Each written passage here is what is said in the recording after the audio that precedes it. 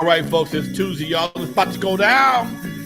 Yeah. Oh, shit. It's been a crazy ass week. That's okay, folks. We are here. We are back. Lonzo and Dusty, Batman and Robin of the internet, folks. If it ain't going down, it ain't going down. For the West Coast to the East Coast and everything between, folks.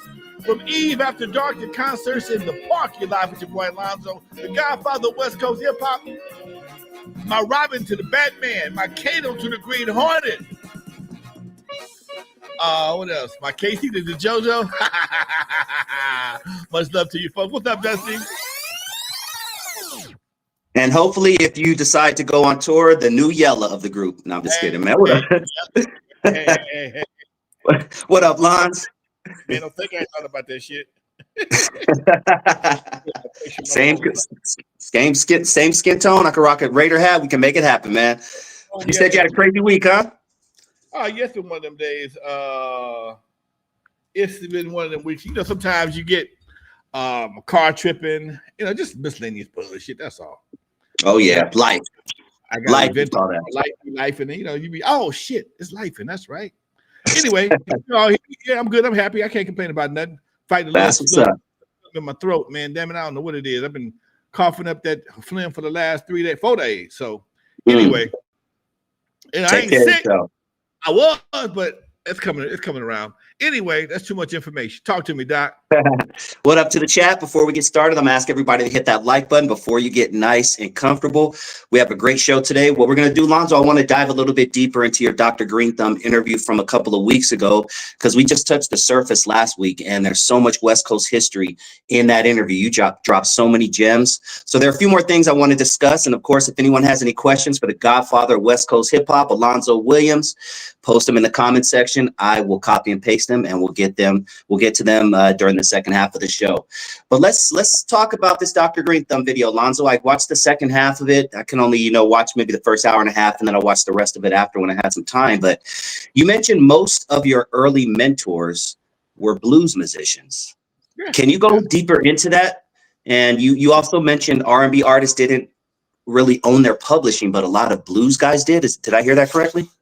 Yes, to my knowledge, man. I mean, everybody didn't own their publishing, but a lot of guys that I ran into later on in life, they started, a lot of these blues guys have been around for a long time. They started off like Swamp Dogg.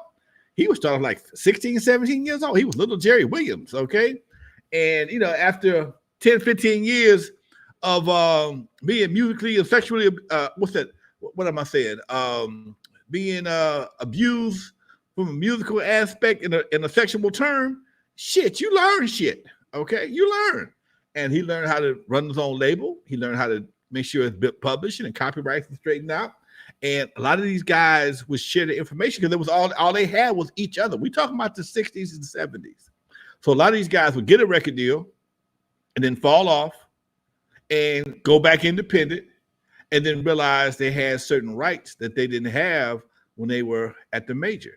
And because the major still would pump you up, you still had all this fame and this fame. So now you know how to handle your business. So shit, as time progresses, you learn the business. And for the most part, they didn't mind sharing, man. A lot of these guys are Southern guys too. It's a different kind of spirit from the Southern guys versus the California cats, man. I mean, guys on the West Coast. It's a different spirit. Swamp Dogg, Etta James she was from I think she was from Chicago. But even then, she still had a different spirit about sharing information that I hadn't received from anybody else. I didn't know a lot of other people, but from those who I did meet, these two for sure always was willing to, hey man, watch yourself over here, watch yourself over there, especially when you're young. They want to see you be successful. Now, you mentioned in your own way for YouTube censorship reasons, but you mentioned getting basically taken advantage of. Basically, you said screwed with no Vaseline. I'll say it like that in the music business. In the beginning, Lonzo, were you ever, quote, screwed with no Vaseline by the music biz? Oh, hell yeah. Dude, that's the entry fee to the game, unfortunately, man. That's the sad part. That is the entry fee to the game. I'm listening to I'm watching different videos and two YouTube stories about acts like N.W.A getting 1 penny on their contract. Who else got a penny? TLC. TLC, Chris Cross getting a penny.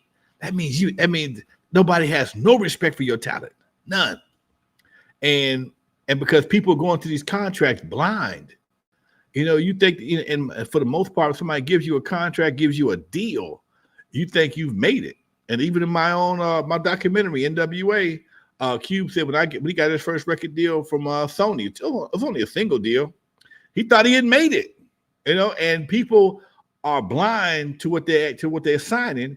And when you find it, all the smoke clear and all the shine wear off the excitement, and everything gets back to normal, and you finally take it to a lawyer or a forensic accountant, nigga, you get a penny a record based on your recoupment. So you'll never recoup.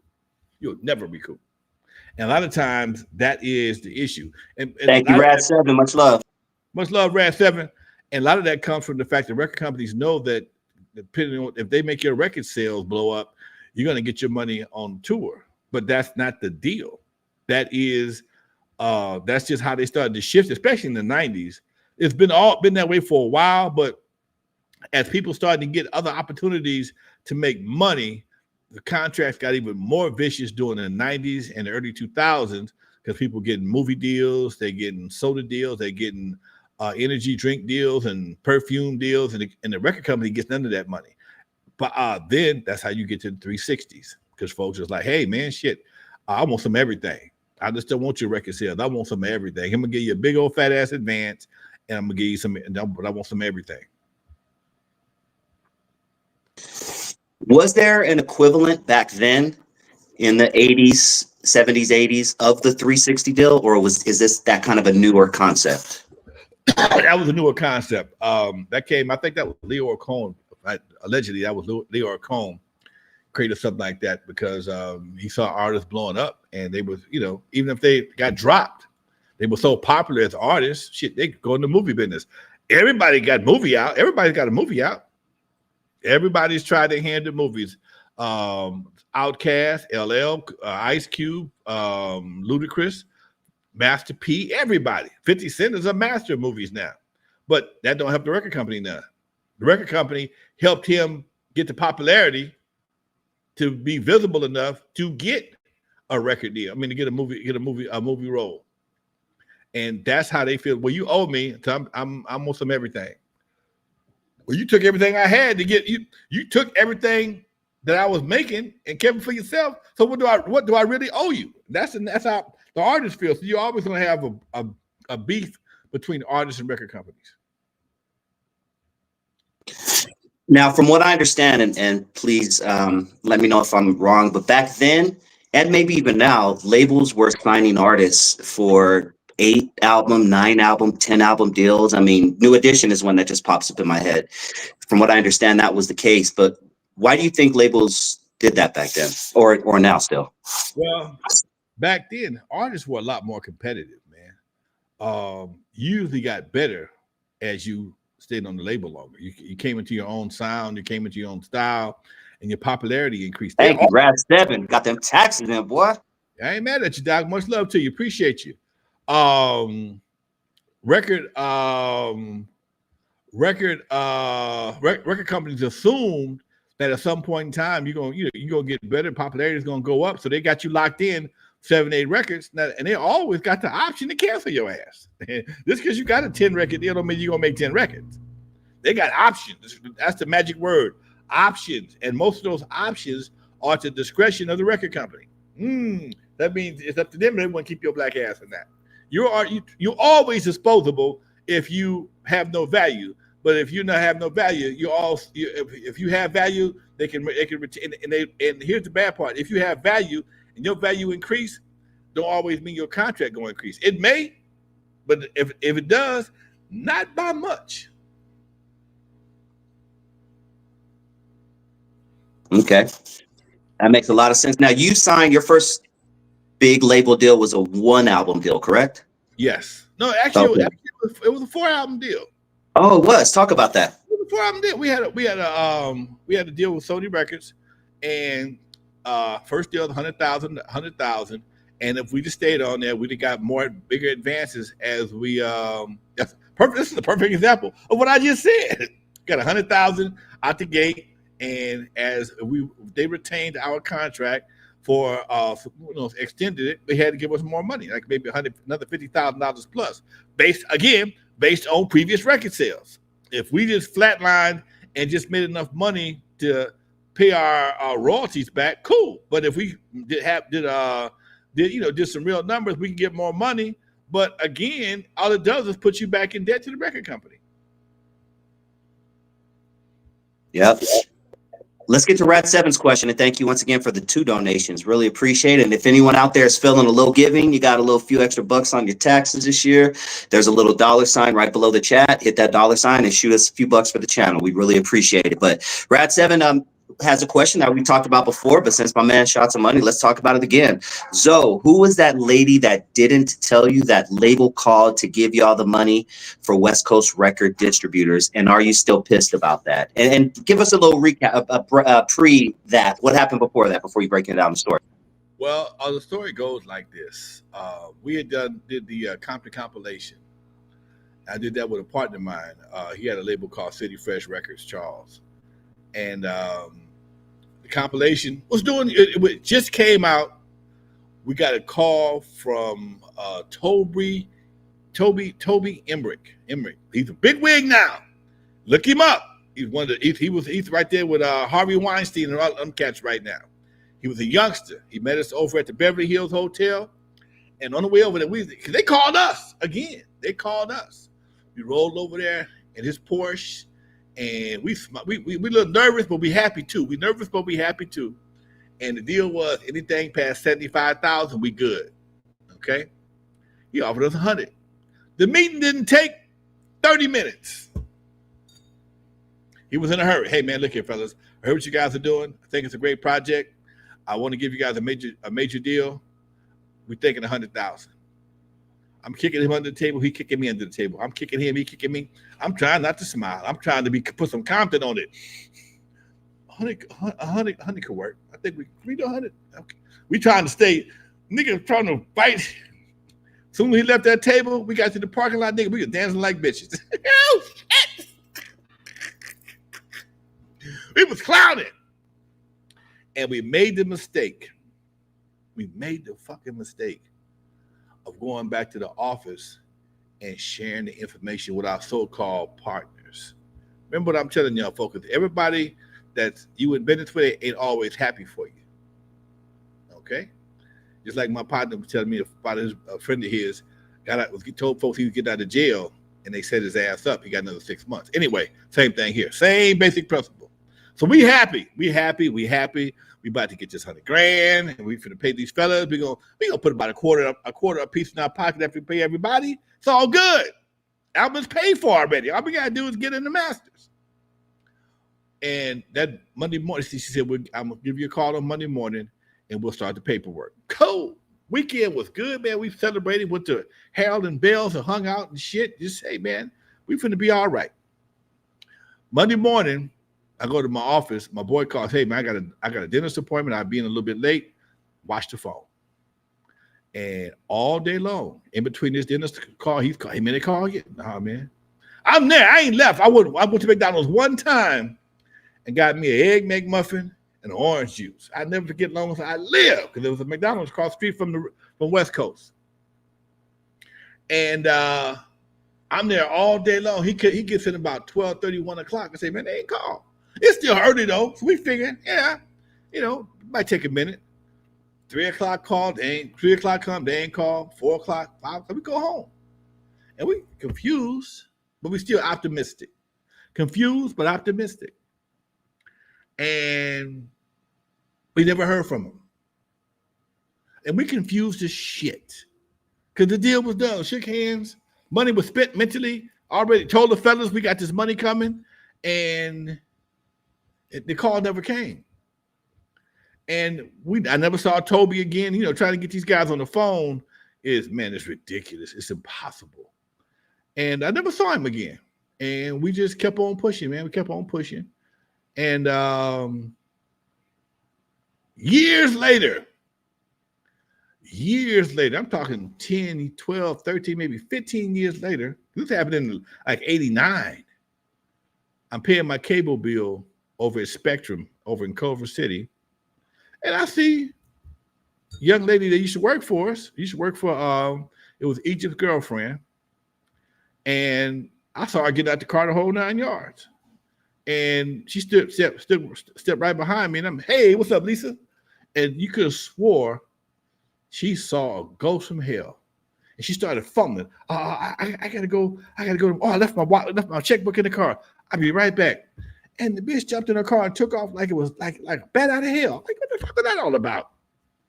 And again, a little time had passed. I was talking to my partner Victor, who used to be at West Coast with us. He worked for the Dream Team label. And I told him, well, I saw Lisa, man, she was really tripping. I mean, like I was gonna whoop her ass or some shit. She probably thought you was. Why? You don't know what you talking about, man. And he told me that Sylvia Rohn had called the office to give us that deal that day, because he was one of the guys that answered the phone in the office, and Lisa told us that we weren't interested. You told him I wasn't interested in $100,000, and I've never seen her again since then. Thank God. Yeah, I'm a little pissed. That's like the second or third time I've had somebody snatch something out of my hand. It's like the second or third time I've had some decent money snatched out of my hand, or somebody just being an asshole, just fucking around. And yeah, I'm a little pissed off. I ain't gonna do shit now. I'm too old for that shit, but I'll never forget it. And come to find out, the bitch is Unknown's cousin. Damn. Bitch is Unknown's cousin. Unknown. He went to a funeral, and then she was crying and shit. Anyway. Yeah, I'm a little pissed. Well, again, what can you do? It's a life lesson. I tell you what, sometimes it ain't good to share your good fortune with people, folks. I'm keeping 100. Sometimes it's not always good to share your good fortune with other people. You'd be surprised at the undercover haters that'll pop out of your ass. Yeah. You'd be surprised. Okay, so yeah. Yep. Damn, that's deep, man. I don't think I've ever heard you call the woman a B word on the show, but she has officially earned that title. She's earned that title. She thought that he said when she did it, she thought it was funny. Bitch, you cost me $100,000. You thought it was funny? What the fuck is wrong with you? Damn, that's crazy. Oh man, it's gonna be Rad 7 now. You keep donating, Playboy. Shit, we could pivot the whole show. But let's see. Lonzo, on Welcome to Death Row, why did you say, and thank you again, Rad 7, for the 1, 2, 3, 4 donations, I think, or 3 or 4, one of those. Damn, thank you. Lonzo, on the Welcome to Death Row, why did you say, I listened to The Chronic, but I ain't like to see Dre's face on it, but it was a decent record? I just been an asshole. You know, around the same time, man, me and Dre was going through a lawsuit. And I can get the nigga on the phone. Hey, man, what you're suing for is not what you're suing for. And let's work it out. It's not necessary. What you're trying to do is not that serious to me. And it was lawyers more so than him, but it is what it is. It's still the same fucking knife in the back, whether somebody throws it at you or somebody stick it in directly. It's still a knife in your back. And it just was kind of disheartening for somebody who you work with that closely to let somebody else come in and just kind of destroy the relationship. And yeah, I was going through some shit. Yes, I was. I'm human like everybody else. I get pissed too. Shit. Mm-hmm. Yep. All right, man. There it is right there. Thank you, Rad 7. Hope that answered your question. Let's get back to a couple of questions I had from the Dr. Green Thumb interview that you did a couple of weeks ago. And I'm going to encourage everybody out there, if you haven't already, go check it out. Dr. Green Thumb, Alonzo Williams. He drops so many gems on this 2.5, something like that, hour podcast. One thing you mentioned that I found interesting. Back then, world-class wrecking crew were embarrassed to say they were from Compton. You had to convince them basically that it was a good idea. You know what? I know they'll never admit. The only person will back me up on this is clientele. Because the other two would never admit it. They were the main ones talking shit at that time. They were the main ones talking shit. Clientele was on the no Compton tip for a minute. Then he realized, hey man, everybody's claiming their hometown, and Compton is our hometown. All of us went to school in Compton. What are we talking? What we got to do with Carson? What do we have to do with Carson? Not a damn thing. What do we got to do? I went to Gardena because clientele did too. I ain't claiming Gardena on this record right here. And it just was amazing, man, that they get the credit for putting Compton on the map. But nobody fucking with Compton before me. Nobody was. I've always been 100 like that, man. And I again, they would never say that shit. Don't mean it don't mean it ain't true. And like I tell y'all every episode, I ain't got a lie to kick it. I do not have a lie to kick it. There it is. You mentioned that you gave Dre some of your equipment. You bailed him out of jail, not once but twice. And these are all things that we know, that we mentioned several times. You gave him your car at one point. If you could put a number on it, and this is my question to you, if you could put a number on it, how much money did you invest in Dre before he decided to take off? You know what? That's a good question, Doc. That's a good question. Because a lot of the money that I gave him, he earned. But it's, when somebody burns through, if you give somebody $100, they spend 101 before they get to go to the bank, they never feel it. So they never appreciate the money that you gave them. It was never, he was notorious for going through money. He was probably the most irresponsible cat I've ever known in my life. He would go to burn through money. And maybe that's why he had to be a billionaire to sustain his spending habits. I do it'd be hard because it wasn't just about the money. It was like the line to the child support folks. The RX-7, I sold him that, but I had to pay a few notes on that something and try and keep my credit cool until I couldn't do it no more. Because my credit got shot messing with his shit. Okay, my credit got shot to hell. I got a repo on my credit because I had a co-sign for him, and it wasn't until he got ready to buy his house, and then that's when Jerry Heller paid it off and negotiated this shit to come off of both of our credit reports. So yeah, man, it's it's really hard to say that. I never gave him any equipment, but he always had unlimited access to my studio. Unlimited access. I probably made the least amount of money on studio time messing with him than anybody else because everybody else paid, but he would come in. I got Coolio getting free beats. I got everybody getting free beats. One of the few people I was able to charge was Eazy because I got tired of him giving away all the damn studio time.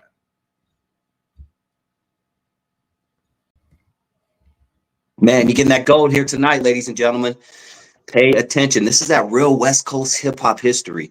And before we go forward, Lonzo, I got to thank you, man, because I feel like doing this show with you for the past however long, 7 years, I feel like I'm part of West Coast hip hop history now.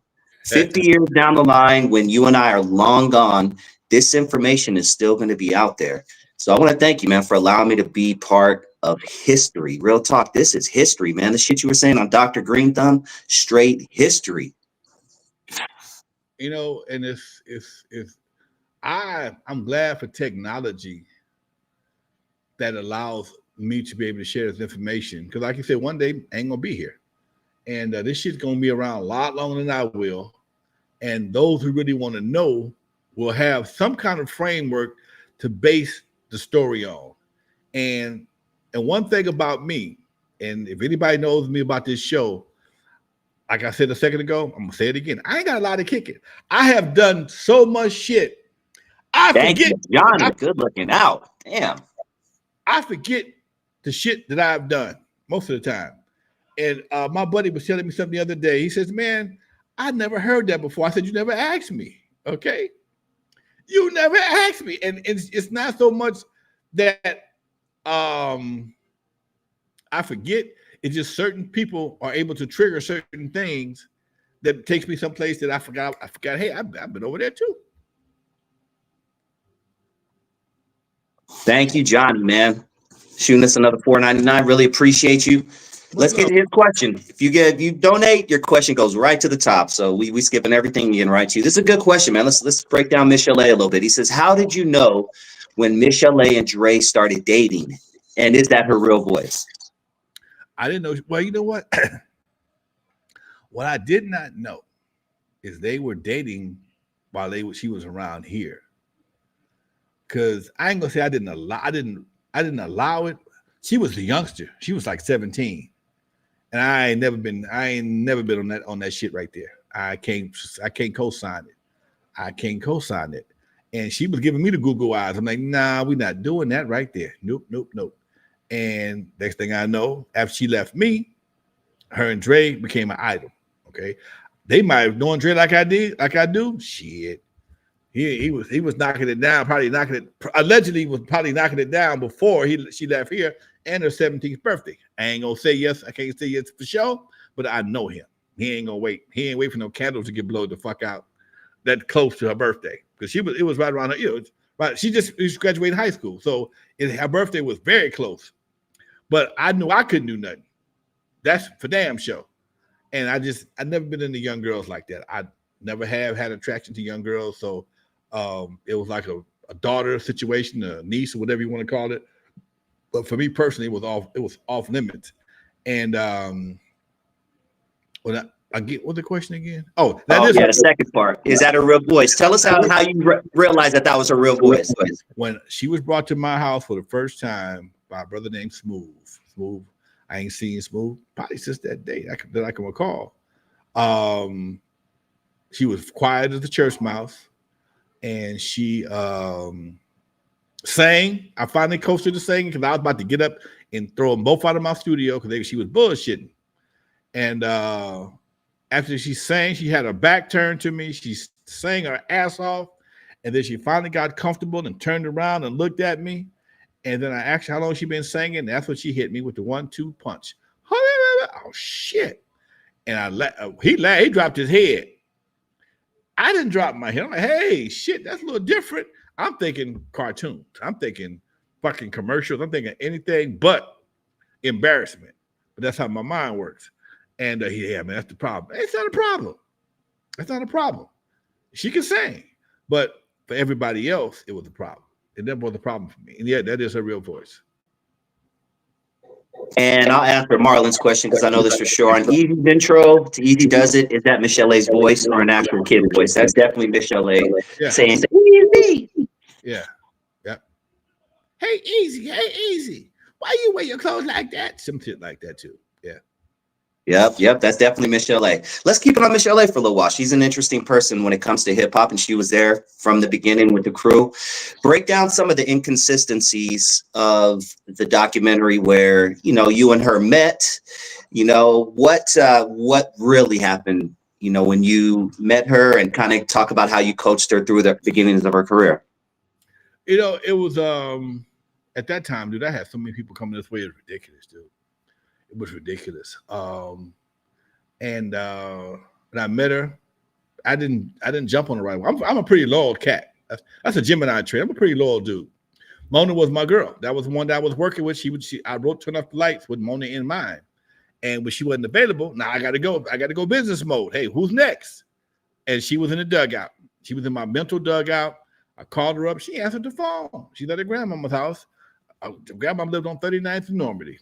39th place in Normandy, to be exact. I ain't got a lot to kick it. I picked her up, brought her back to the studio, and nobody, just like in her movie, nobody wanted to mess with her because she spoke, and it was like, oh shit, she can't sing. And then she came in and sang, and everybody was impressed. And that was pretty much the beginning. And I just Turn Off the Lights, and I'm about to do this album, and I'm about to do the Turn Off the Lights in the Fast Lane album because I had a song called Fat. I'm trying to move on this. I'm trying to do some street shit. If you look at my album cover, I'm sitting on the hood of a Cadillac, holding a big ass brick phone, wearing a slick ass blue suit, hat, no socks. Miami, I'm Miami Vice all the way. I'm got my leg up on the bumper. I'm doing some slick shit. And I'm I want to call the album Fast Lane. That's why I'm just the way I'm conflicted. I'm conflicted. So we call the album Turn Off the Lights in the Fast Lane, which is a stupid ass title. Now it's stupid as fuck now. Back then it was because Michel'le and the other guy company wanted to call it the Turn Off the Lights album. And I wanted to call it the Fast Lane album. So we compromised and called it Turn Off the Lights in the Fast Lane. Stupid as fuck. Okay? Stupid, whack ass shit. Okay, for real. I will not criticize myself. I'm not that delusional. Okay, and Michel'le rushed the album out, and if you look at the album real close around my leg, you can see that the color separation was a little bit off, but they had to rush it out. And we went to the studio. And I was trying to get Michel'le on the album, and she told me she wasn't doing no more recording. She was going to be a model. I'm like, what? You say what? You say what? You going to be who? She ain't the Michel'le you know right now. She's a little thicker. And has some other issues that I ain't gonna clown about. But I'm like, huh? But what I didn't know is that Eazy and Jerry Heller Jerry Heller had ran over to Atco and had a deal for an Atco. I never signed her. I never signed her to my label. She would work for hire. She came in, did a song, she got paid, she left. And the song started blowing up, and Jerry Heller went to Atco, Atlantic, if you want to call it, and got an imprint deal for Ruthless Records, and she was the lead act over there. I never told you that before, did I? Nope. And so when it came time for me to do my album, she wouldn't do it because rumor has it whoever had Michel'le signed had a deal waiting for him at Atlantic. And that's when the Dr. Dick popped in and put that magic wand on her. She signed the first thing they came and put in front of her face, and they got the deal $160,000. I'll never forget long as I live, $160,000. Again, money snatched out of my hand. I ain't mad about, because that was a straight business. That was straight business. Okay. I was going through some shit. I was going through a little bit of a depression at that time. I was thinking about doing the album, but I did the album, and I was, I got back with Mona. Mona came back to the album. The album was blowing up. The single was still doing good, and I wasn't thinking about her as an artist for my label. And like I said, they all left at the same time. Dre, Michel'le, Yella, everybody left at the same time. I went from having 10, 15 cats in my house every day to nobody but me. Nobody. And, it's like a parent. You get 1 minute you got a house with the kids. Next minute you buy yourself in your drawers. This is a little different feeling. And you got a hit record and no group. I ain't trying to make anybody feel sorry for me. I'm just telling you how it was. So I was going through some shit. That's when I got with the Uzi brothers and started working with them. And, it just kind of came back around again. It never was really no big, great production with that situation, but I got the album out. Since you mentioned Michel'le was work for hire, without getting in your pockets, can you give us an idea about how much you would have paid for a singer? You don't have to necessarily say it was for her, but what would you have paid for a singer to be on that song back in the day? $200. That's a session. They work for maybe 2 or 3 hours at the most. That's a session. Great money in the 80s, by the way. Come on, man. Come on. People, man, come on. Everybody wants to equate people at today's market value. We're talking about 40 years ago, man. 17 years old, $200. Nigga, please. Come on. Let's keep it 100. In the 80s. 200 in the 80s, 17 years old. Come on. Come on. Ain't never had a record before. Never been in the studio. Never had headphones on before. Okay? So this is what we're dealing with. And this is the part people forget. It's easy to sit back. Well, he was working. No. No. Ain't nobody got no experience. Ain't nobody got nothing but Lonzo. That's all they had. Only person had the balls to do what they did was me. Anybody else had the money to do what they did but me. Everybody watching me. Ain't got nobody to watch. I'm just listening to what I was told by my mentors and go to the studio to do the best we possibly could. Shout out to Rat7 again for another donation. Really appreciate you, man. He says, all these stories you tell, I'd love to see a series based on 1976 to 1987 on you, Uncle Jam's Army, and all the early West Coasts in the same vein as Snowfall. That would be great, man. You know what, dude? I would love, but let me say this right here. At the risk of introducing a person who I have never talked to about before. Okay. Before we were all DJs, we were all dance promoters. I spoke to this brother today out of the clear blue sky. And again, it shook memories of shit when I was trying to get in the game. I'm looking through the window trying to look at all the successful cats. I ain't in the game yet. It was a brother named John Carter. John Carter, he had a production company called JC2. JC2 was the king of goddamn dances. He was the king of dances.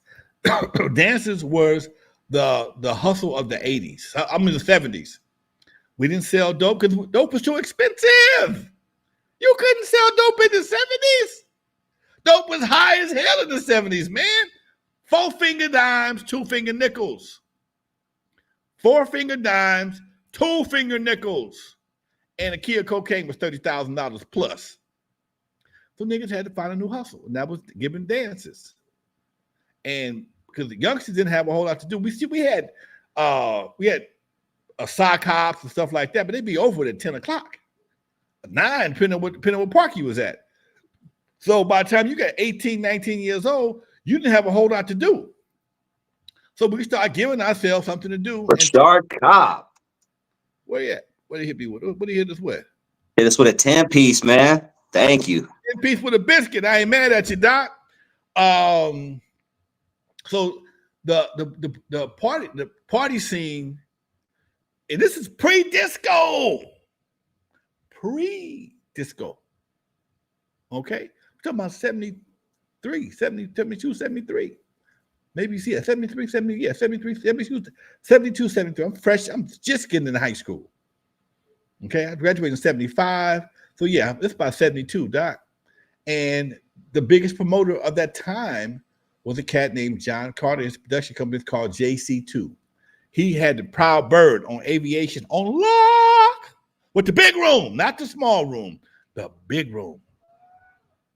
And you never forget who his house band. You never know who his house band was. I'm gonna give me a Jeopardy button. Doom, doom, doom, doom, doom, doom, doom. His house band was a group out of Ohio called themselves Ohio Lakeside Express, later known as Lakeside. This is when the band is the main entertainment and the DJ is sliding in between. Band got to take a piss, wash the sweat off their forehead, get some phone numbers. The DJ is a side man. The band is the main entertainment. Ohio Lakeside Express, aka Lakeside. Lakeside older than I am. For real. Them niggas in their 70s plus. Okay? They come to a gig in an Access van. I ain't gonna do them like that. I'm just talking shit. No, anyway, these are the guys that I'm looking up to. But JC got out of the game in the late 70s. Me and Roger, Uncle Jam's Army, and Unknown are the first dance promoters that transitioned into hip hop and records and all the other stuff. But these are the guys that we're looking at to get us where we are. So that's part of the transition. And yes, man, I think about this all the time. That's why I do these. I'm hoping that somebody with some sense and some money, not necessarily in that order though, will realize the goal that I I possess when it comes to this West Coast history. Because it's an era, man. It's an era that'll make Snowfall look like goddamn seven Snow White and the Seven Dwarves. There was an era of my high school time when your ass couldn't go to the prom or homecoming or homecoming, the prom. There's 3 dances we have, or the spring dance in a non-tailored suit. Not in Compton, you couldn't. What do I mean? Your ass went downtown to Mike the Tailor Man and got you some tailor-made shit. We was not raggedy niggas at all. We was not raggedy. We were some of the most well-dressed teenagers you ever want to meet. Biscuits shine mandatory every day. Mandatory. If you got, come on, man. If you wore tennis shoes 2 days in a row, it was a tennis shoe pimp. That was the next worst thing than being a buster today. You had to have your hair had to be your fro had to be blown out, man. We had a level of pristine, and this was based around the early days of gangsters. A leather jacket, man. Come on, dude. Your shit, your Levi's had to be creased. Your biscuits had to be shined. You wore the nylon socks with the ribs on them, and most of the time your drawers match your t-shirts. Nylon. You ever wear some nylon drawers? Nylon drawers hot the motherfucker. Nylon underwear is hot as hell. Them motherfuckers look good though. They look good. I'm talking about nylon. I'm not talking about the shit I got on right now, that dry fit stuff. Them shit is cool. I love them because they remind me of the old school without the roasted nuts. Because back in the day, if you played basketball in some nylon drawers, your nuts gonna look like 2 peanuts in a damn rotisserie. No bullshit. Okay? You finna get a bad case of roasted nuts. But you had to have your ace deuce, your hats, your baseball cap, your golf cap with the your natural had to pop out the side. It had to be, dude, it was a different era, man. And white folks don't know nothing about that. Dude, you got to be from that to do that, to know that. You got to be from that to know that. Okay? You got to be from that to know that. That's not an era. It was about a 6-year period, 6-7 year period, man. Right before gangbanging. This is when gangbanging it just hit, but gangbanging was still classy, dude. It was like being in the mafia. You ain't seen damn mafia. You ain't never seen a raggedy ass mafia dude yet. Think about that. You ain't never seen a raggedy ass mafia dude. Okay, they all wear suits. They all are clean. They all got their haircut that line up. If you didn't have that, you couldn't be in that crew. Later on, some of the youngsters started wearing sweatsuits, but for the most part, you ain't never seen a non-well-dressed mafia dude. And that was the gangster mentality of the hood in the 70s. We didn't wear Florshams, we wore Stacey Adams. High top preferred. We wore Levi's. A Levi suit? The jacket had to be cut, had to be pressed. The jacket was pressed, military pressed, with a crease right down the button over the heart, over both pockets. Okay? You had a crease coming down the middle of your pants. You could literally, this ain't no bullshit. This ain't no internet bullshit. You could take your Levi's and stand them up in the corner. Ain't nobody got to be in them motherfuckers. Ain't nobody got to be in them. When you left the guy from the cleaners, you had to separate. You had to stick your hand. I'm not bullshit there. Stick your hand down your leg, your pants legs, and pop them motherfuckers open. That was an era that you had to. That's an era that nobody knows about. This is Compton, though, man. This is Compton. This is L.A. This is all over South Central. And that's when we wearing the knitted sweaters and the ace deuces, and we dressed like grown men in the 9th grade with hats and leather jackets and shit. We was, if anybody ever seen what's that movie called? Damn it. What's that movie called? With What's it about? Lawrence Hilton Jacobs. They back east and homeboy get hit. He get into a fight and he hit his head. Damn it, come on, Help us out, chat. Keep talking. The chat fam got it. Come on, chat. Lawrence Hilton Jacobs, homeboy who married Aretha Franklin. He was My internet's going slow, so I can't even look it up right now. He's the one that got it. Cooley High.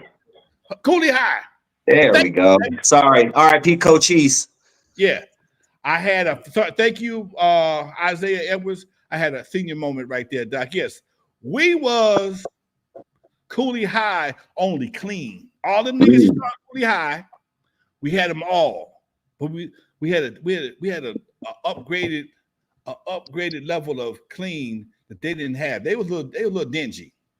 Them niggas, a little light skinned dude, the one that ended up killing Coach Cheeks, he was a little dingy. He couldn't have made it. Okay, but it was the same basic style: leather jackets, hats, Stacy's jeans. But we was always clean, dude. We was always clean. But yeah, that's what it was. Man, what an era, man. Let's get to Rashard Cobb. Thank you once again for that $10 donation. And we got another one after that from, I think, Rad7 again. And I'm getting to all your questions. We're going to try to squeeze as many as we can into the next 15 minutes. But Rashard Cobb says, what up? Sorry, ain't been around. They got federal and government workers back in the office full time and trying to adjust. Damn, I feel for you, Playboy. I still work from home. I'm trying to hold on as long as I can. Plus, I got a 3-year-old. That I feel for you, brother. He says, was there a time where you fell out of love with rap? That's a great question, by the way. I never fell out of love with rap. I fell out of love with touring. Rap has always been a big part of my life, man. Since the first time I heard Sugar Hill's Rappers Delight, I love that shit. That's why it's always pissed me off when I got portrayed as a hater of rap in a movie that I should have been the goddamn star of, because it wasn't for them, me doing what I did. Well, none of them niggas know nothing about none of this shit that was going on. But rap music, I was just sharing some shit with my daughter the other day. We was hanging out, and Heavy D came on. I want somebody for me who loved me for me. I love that kind of shit, man. The New Jack shit, come on, man. The New Jack era was one of the best eras. Cool Mo D, Guy, fucking Heavy D and the Boys. People don't even play Heavy D and the Boys no more, man. You know, people forget about the Fat Boys. Them fat son of bitches can rock. They was just shit in their era. It was fun. It was so fun. And that's the part I think that people forget about rap. We got so inundated with killing each other, we forgot how to have fun, man. And I'm gonna take that back. If I fell out with rap, fell out of love with rap, yeah, I fell out of love with the shit they got right now. I can't love that shit, man. And they don't love nobody. All the goddamn rappers killing each other. If they kill each other, they a bunch of hoes and hookers, man. They are doing more. Not all. I can't say that, but a lot of the more popular ones are doing more to hurt us than they ever did to help us. And one thing I can say about a lot of the stuff that we experienced in my era is that if it wasn't about some uplifting militant shit, we had a good time. Everybody wasn't Chuck D. And Chuck D knew that, and so did Heavy D, so did Cool Mo D. Cool Mo D could go both ways. But you're going to ask me, who was Cool Mo D? Nah, we really got an issue, okay? You ask me who was Cool Mo D? Cool Mo D was one of the most well-dressed, slickest cats I met back in the 80s out of New York. Cool Mo D was a man called Hawk with a microphone. Who was a man called Hawk? Got to go dig that one up yourself. Okay?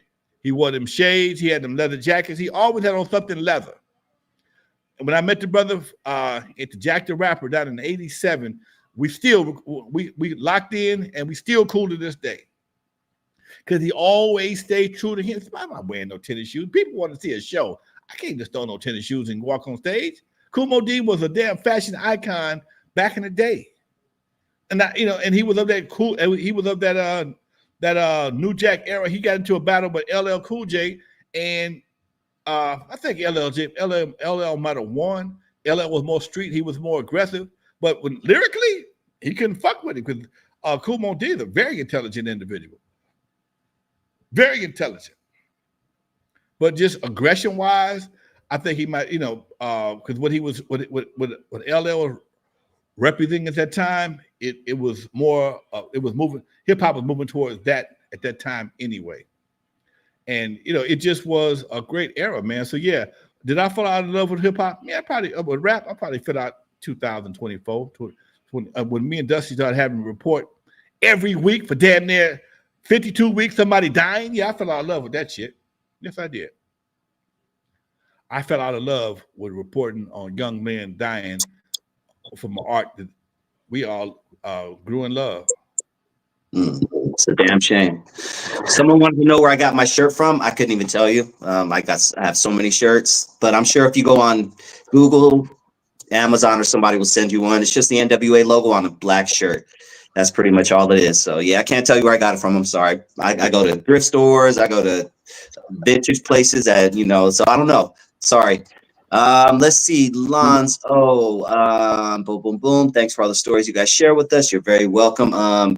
Let's see. I've never sold dope, but I've brokered some deals. Someone wants you to go a little bit deeper into that, as deep as you can get. I knew guys who did one thing. I knew some guys who did some other things. And every once in a while, I made an introduction. I never saw the transaction. Nobody got killed. And every once in a while, somebody, hey, man, appreciate you. That was it.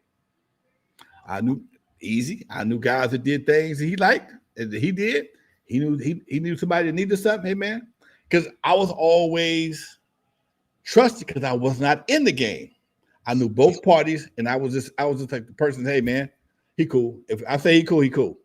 All right, if somebody show up, I don't know what they was doing. I have no idea. I have no idea what they was doing. I just made an introduction. Okay. There it is. Keep it at that. Hope that answered your question. I'm not trying to witness or a victim. I ain't trying to witness a victim shit. Okay. I've been like this forever. This ain't nothing new. Thank you, Johnny, for the other donation. Another $1.99. Appreciate you. He has a question. He says, sounds like Michel'le was fast. Was she with anyone else? Shit, I don't know, Doc. There's a famous video of her rubbing on Tupac. I do remember that. And Tupac was kind of like, nah, get your ass off of me type shit. Ruber had she passed by Tupac. Well, she had to do much. She had passed through Suge and Dre. That's enough. Oh, and I know my boy from Troop. What's the name? My boy from Troop. That was his girl on the road. That was a big problem Dre had, allegedly. My boy from Troop. Yeah. That's all I know. I can't speak on nothing else. Okay. A few weeks ago, I asked people to send in any of their favorite stories. And I couldn't get to this one for the past couple of weeks because it's just been, the vibe has been so good. We've been talking about hip hop and everything. We had an interview in there. But Isaiah would love to hear the story again, Lonzo, of Sinbad. And not Sinbad. I'm sorry. Robin Harris and the boxer. Can't think off the top of my head who it was. Tommy Hearns. Tommy Hearns. Can you tell? I know you told it a few times, but when the audience wants something, we got to give it to him, man. Can you tell that story? Because that is a very, very good story. Tommy Hearns, Robin Harris, one of the funniest cats I've ever met in my life. When he left Eve After Dark, he became the host over at the Comedy Act Theater. Comedy Act Theater was our Def Jam comedy without the cameras. My boy Michael Williams, he ran the Comedy Act Theater down in the Merck Park. And every Thursday, that son of a bitch was packed. And not just packed with regular folks, celebrities. The Lakers would leave this, put it fresh out the showers on the front row. Mike Tyson, everybody would come there because he had all the hottest acts coming through there. Eddie Murphy was there, fucking Robin, all the Wayans was there. Robin Harris was the fucking MC. But Robin Harris had this badass habit. If you got up to piss while he was on the stage, he would clown the shit out your ass. He had people so bad. The people would just be holding and waiting on. You got to go. You got to go. You better not get your ass up there. And one day, Tommy Hearns, he on the front row, looking all majestic and shit. I guess he had to piss. He gets up to go piss, and Robin said, "Where you going?" And Tommy like, "Man, get the fuck out of here with that bullshit." And Robin looked at him and said, "Nigga, don't make me call Sugar Ray." Oh, he just got his ass whooped by Sugar Ray about a week or two ago. Oh my God, don't make me call Sugar Ray. Nigga. One of the coldest lines we've ever heard at the Comedy Act Theater. That nigga, Tommy Hearns is about 6'2", about 6'2". That submission was pocket size when he got through with his ass. Oh my God. Oh my God. He clowned the shit out of it. Don't make me call Sugar Ray. It was just spontaneous. And dude, the whole club erupted. And I don't know if Tommy laughed or what, but I laughed. I couldn't see what Tommy did, but I know his ass was embarrassed as shit. Because he had just got his ass whooped by Sugar Ray Leonard. That's a true story.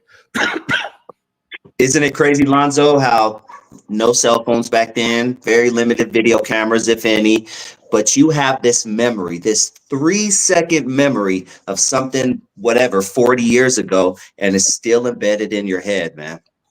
Dude, I do shit for the stories, man.